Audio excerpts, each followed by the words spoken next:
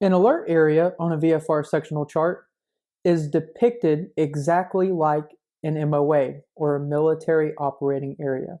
You have the magenta hash marks with that solid line behind it.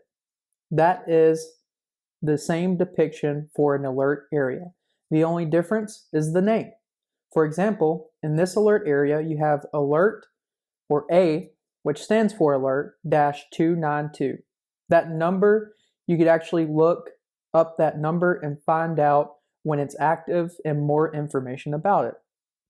So alert 292, caution, high volume of rotary and fixed wing training, surface to 17,500 feet.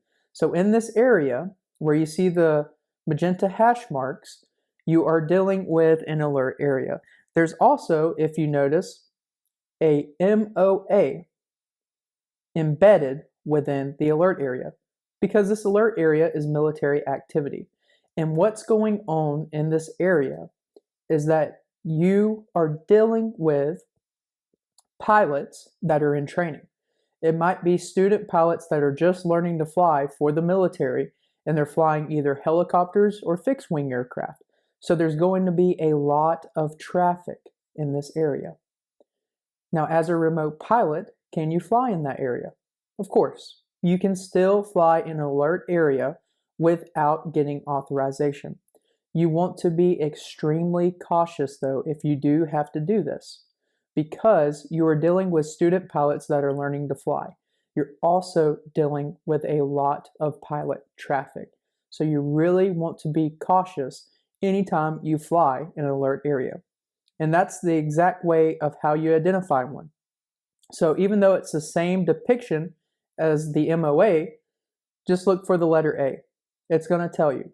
Letter A stands for alert, and it might have a little note section letting you know where it starts and ends at.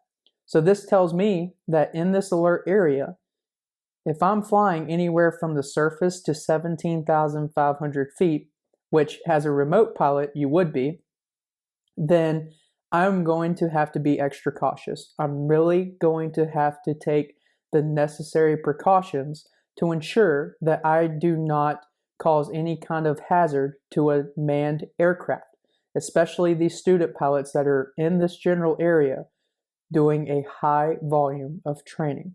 So that is an alert area. It acts the same way as a military operating area, except that a military operating area might not be student pilots.